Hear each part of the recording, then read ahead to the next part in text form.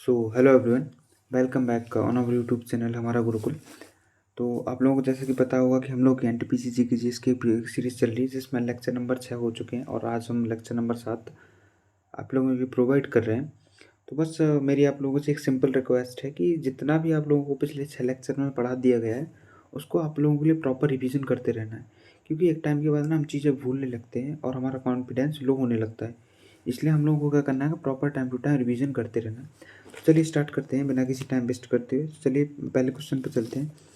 तो पहला क्वेश्चन क्या दिया होगा, पहला क्वेश्चन दिया होगा कि भारत का यानी कि पहला भारतीय cricket club Calcutta cricket club कब स्थापित किया गया था। When was the first Indian cricket club Calcutta cricket club established. तो जो भारत का पहला क्रिकेट क्लब है ना, जो इसकी स्थापना की गई वो की गई थी 1792 में। इसके अलावा एक आता है हमारा वर्ल्ड का, यानी कि हमारा एक आता है वर्ल्ड का। तो जो वर्ल्ड का पहला क्रिकेट क्लब था वो था 1787 में। इसका नाम क्या था, मैरी लेवोन। इसका नाम क्या था, मैरी लेवोन क्रिकेट क्लब। इसका नाम क्या था, मैरी लेवन क्रिकेट क्लब। तो इसको याद रख लेना। चलिए नेक्स्ट क्वेश्चन पे चलते हैं। नेक्स्ट क्वेश्चन क्या दिया, किस वर्ष क्रिकेट विश्व कप टूर्नामेंट में ओवरों की संख्या पहली बार घटाकर के 50 कर दी गई थी।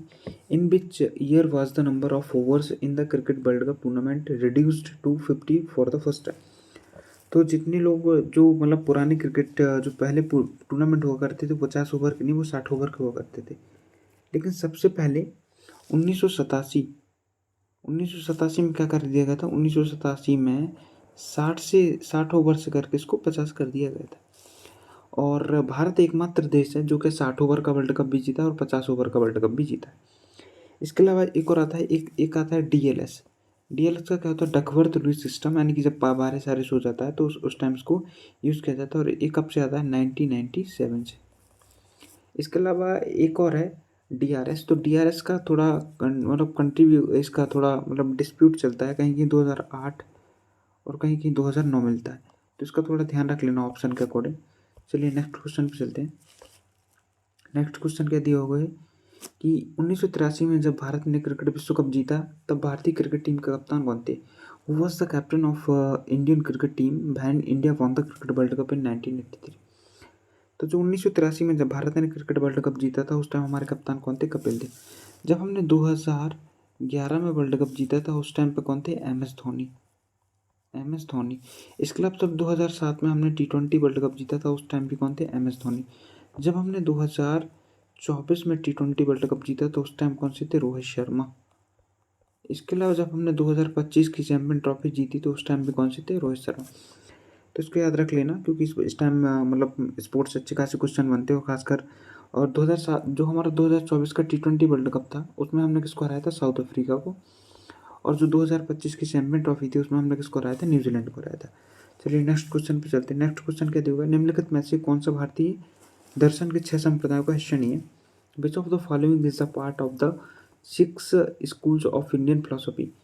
इसका नहीं है, नहीं इसका है, मैंने नहीं पढ़ दिया था, वो मिस्टेक हो गई थी। तो इसमें हमको क्या करना, कौन सा है। तो आप लोगों को पता है कि हमारे पास 4 वेद है, इसके अलावा हमारे पास 6 दर्शन है। इसमें से ऑप्शन में एक योग है।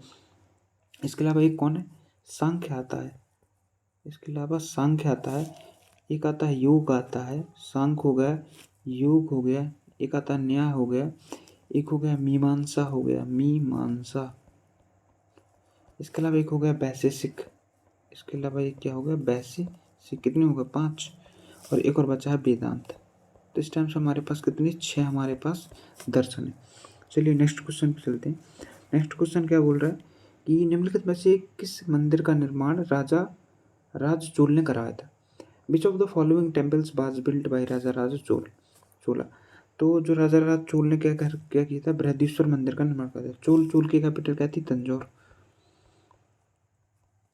इसके अलावा चोल का संस्थापक कौन था, वो था विजयालय। इसके अलावा हाँ, राजा राजा राज। इसके अलावा एक और आता है राजेंद्र प्रथम। इनको बोलते हैं गंगा कोंड चोलपुरम, इनकी टाइटल था। चलिए नेक्स्ट क्वेश्चन पे चलते हैं। नेक्स्ट क्वेश्चन क्या दिया हुआ है कि खजुराहो का भव्य मंदिर डैश शासकों द्वारा बनाया गया था। The magnificent temples of the Khajuraho was built by the rulers. तो जो खजुराहो के जो शासक थे उन्होंने कौन सा चंदेल, खजुराहो में कौन से शासक थे? चंदेल। तो चंदेल ने खजुराहो के मंदिर का निर्माण करा। तो चंदेल के संस्थापक कौन था? नन्नुक था। और लगभग 1900 नहीं, 930 के आसपास इस वंश की इन्होंने स्थापना की थी। इसके अलावा इनकी पहले कैपिटल क्या हुआ करती थी? इनकी पहले कैपिटल महुआ हुआ करती थी, बाद में खजुराहो उसको लाए थे। इसके अलावा क्या था कि जो कंदरिया महादेव मंदिर है वो भी इधर ही है। इसके अलावा एक चतुर्भुज मंदिर भी इधर ही, लक्ष्मण मंदिर भी इधर ही। चलिए नेक्स्ट क्वेश्चन पे चलते हैं। और नेक्स्ट क्वेश्चन क्या बोल रहा है कि भारतीय संविधान से प्रारंभ से कितने वर्षों तक अंग्रेजी को संघ की सहयोगी भाषा के रूप में स्वीकार किया गया था? For how many years for the commencement of Indian Constitution was English accepted as the associate official language of the Union? तो शुरुआत से लगा के 15 वर्षों तक के लिए हमने किसको? इंग्लिश को चुना था। नेक्स्ट क्वेश्चन पर चलते हैं। नेक्स्ट क्वेश्चन क्या दिया कि किसी भी विधेयक को धन विधेयक घोषित करने का निर्णय कौन लेता है? तो who decides whether a bill is a money bill और नॉट? तो जो मनी बिल का जो डिसाइड करता है वो करता है लोकसभा अध्यक्ष, यानी कि लोकसभा का चेयरमैन। जो मनी बिल की डेफिनेशन है, यानी कि जो क्या है मनी बिल, तो मनी बिल की हमको डेफिनेशन 110 में मिलेगी। इसके अलावा एक और होता है फाइनेंस यानी वित्त विधेयक, इसके हमको डेफिनेशन 117 में। इसके अलावा बजट हमको 112 में मिलेगा। और 129 में क्या मिलेगा? अभिलेख न्यायालय, सुप्रीम कोर्ट का। इसके अलावा चलिए नेक्स्ट क्वेश्चन पे चलते हैं। नेक्स्ट क्वेश्चन कौन सा है? लोकसभा में धन विधेयक पारित करने के बाद राज्यसभा विधेयक को अधिकतम 10 दिनों के भीतर लोकसभा को पास कर सकती है। After the Lok Sabha passes money bill, the Rajya Sabha can return the bill to the Lok Sabha within a maximum of 10 day. तो इसका आंसर कितना? 14 दिन। यदि 14 दिन के अंदर राज्यसभा ने इस मतलब मैसेज या फिर इस विधेयक का रिस्पॉन्स नहीं किया या फिर रिस्पॉन्ड नहीं दिया, तो जिस रूप में लोकसभा ने भेजा था उसी रूप में उसको एक्सेप्टेड कर लिया जाएगा। चलिए नेक्स्ट क्वेश्चन पे चलते हैं। नेक्स्ट क्वेश्चन क्या है कि कर्क रेखा भारत में निम्नलिखित में से किस राज्य से होकर नहीं गुजरती है?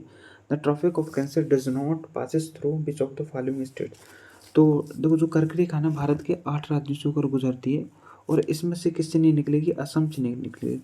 चलिए इसको हम पश्चिम से पूर्व की ओर देखते हैं। सबसे पहले कहाँ से निकलती है? गुजरात, फिर राजस्थान, गुजरात राजस्थान, फिर आ जाएगा एमपी, फिर आ जाएगा छत्तीसगढ़ सीजी, फिर आ जाएगा जीएच यानी कि झारखंड, फिर आ जाएगा वेस्ट बंगाल, फिर इसके अलावा आ जाएगा अपना त्रिपुरा,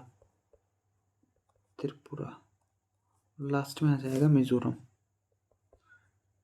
क्या आ जाएगा? मिजोरम। हो गए ना 8, 1 2 3 4 5 6 7 8। हाँ चलिए नेक्स्ट क्वेश्चन पे चलते हैं। तो नेक्स्ट क्वेश्चन क्या दिया? निम्नलिखित में से कौन सा चैनल अंडमान निकोबार द्वीप समूह को अलग करता है? तो जो अंडमान निकोबार द्वीप समूह को अलग करता है वो करता है 10 डिग्री चैनल। इसके अलावा जो हिंडनबर्ग चैनल है, फिर रेखा बोल दो इसको, ये किस किस के बीच में है? जर्मनी और पोलैंड के बीच में, है। इसके अलावा जो 80 डिग्री चैनल है, 80 डिग्री चैनल इस किसके बीच में है? मालदीव और मिनीकॉय के बीच में, मालदीव और मिनीकॉय। इसके अलावा जो 9 डिग्री चैनल है वो 9 डिग्री चैनल किसके बीच में है? ये है मिनीकॉय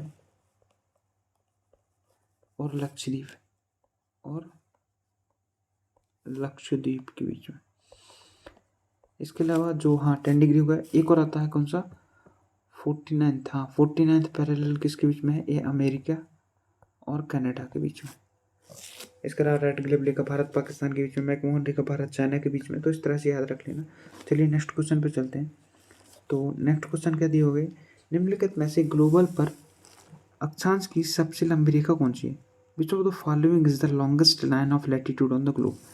तो देखो इसको हम क्या करेंगे, देखो सबसे पहले क्या रहता है कि ये है हमारा, मान लो ग्लोब या फिर इसको हम अर्थ मान सकते हैं। तो जो हमारे 0 डिग्री लाइन होती है ना, इसको हम क्या बोलते हैं? भूमध्य रेखा। इसके अलावा जो 23.5 डिग्री नॉर्थ होता है, 23.5 डिग्री नॉर्थ होता है, इसको हम बोलते हैं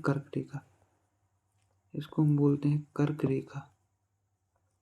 इसके अलावा जो 23.5 डिग्री साउथ होता है, 23.5 डिग्री साउथ होता है, इसको हम बोलते हैं मकर रेखा। एक आता है 66.5 डिग्री उत्तरी अक्षांश, इसको बोलते हैं आर्कटिक सर्कल। इसको क्या बोलते हैं, आर्कटिक सर्कल। एक आता है 66.5 डिग्री दक्षिणी, 66.5 डिग्री दक्षिण, इसको बोलते हैं अंटार्कटिक सर्कल, अंटार्कटिक सर्कल या रेखा। और इसको बोला जाता है उत्तरी ध्रुव, इसको क्या बोला जाता है, उत्तरी ध्रुव। और इसको बोला जाता है दक्षिणी ध्रुव। तो डायग्राम को देख के पता चल गया होगा कि किस रेखा की लंबाई सबसे ज़्यादा है। तो हमारे ऑप्शन में क्या दिया गया था, हमारे ऑप्शन में दिया गया था तो भूमध्य रेखा की लंबाई सबसे ज़्यादा हो जाएगी। इसमें क्या हो जाएगा, भूमध्य रेखा की लंबाई सबसे ज़्यादा होगी। चलिए नेक्स्ट क्वेश्चन पे चलते हैं। तो नेक्स्ट क्वेश्चन दिया हुआ है कि भारत की संसद द्वारा पर्यावरण संरक्षण अधिनियम किस वर्ष पारित किया गया था। In which year was the environment protection act passed by parliament of India. तो जो हमारे भारत सरकार ने क्या किया था, पर्यावरण संरक्षण अधिनियम 1986 का। इसके अलावा कुछ एक्ट आते हैं, जैसे एक एक्ट आता है वन्य जीव संरक्षण अधिनियम, वन्य जीव यानी कि वाइल्ड लाइफ प्रोटेक्शन एक्ट, वन्य जीव संरक्षण अधिनियम। एक कब का है, तो वन्य जीव संरक्षण अधिनियम 1972 का है। एक आता है वायु प्रदूषण नियंत्रण अधिनियम, वायु प्रदूषण के लिए नियंत्रक अधिनियम। तो ये आता है हमारा 1981 में। एक हमारा जल के लिए आता है, यानी कि वाटर के लिए आता है। तो वाटर के लिए वो आता था 1974 में। इसके अलावा एक आता हमारा जैव विविधता अधिनियम, जैव विविधता अधिनियम। तो ये आता है 2002 में। चलिए नेक्स्ट क्वेश्चन पे चलते हैं। नेक्स्ट क्वेश्चन क्या बोल रहा है कि लाइकेन एक ऐसा जीव है जो डैश की निगरानी करता है। Lichen is an organism that monitors. देखो सबसे पहले पता होना चाहिए कि लाइकेन है क्या। तो लाइकेन एक सिम्बायोसिस रिलेशन है किस किस के बीच के। लाइकेन क्या करता है कि कवक और शैवाल के बीच में क्या करता है, सहजीवी संबंध दर्शाता है, सहजीवी संबंध।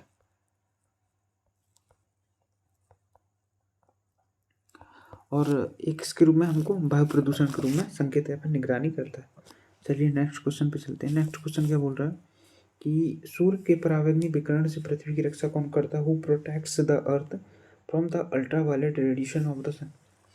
तो इसका जो आंसर होगा वो करता है ओजोन। और ओजोन किस में पाई जाती है, समताप मंडल में, समताप मंडल में। इसके अलावा जो ओजोन का फॉर्मूला क्या है वो O3। तो O3 क्या है, ओजोन का फॉर्मूला। तो इस तरह से हमारे 15 क्वेश्चन खत्म हुए। तो जिसको हमारा सेशन अच्छा लग रहा है वो हमारे चैनल को सपोर्ट करें, सब्सक्राइब करें। और जो भी आप लोगों की मतलब आप लोग चाह रहे हो कि हमारे चैनल से आप लोगों को सपोर्ट मिले तो कमेंट सेक्शन में टाइप करें। Thank you so much for watching this lecture.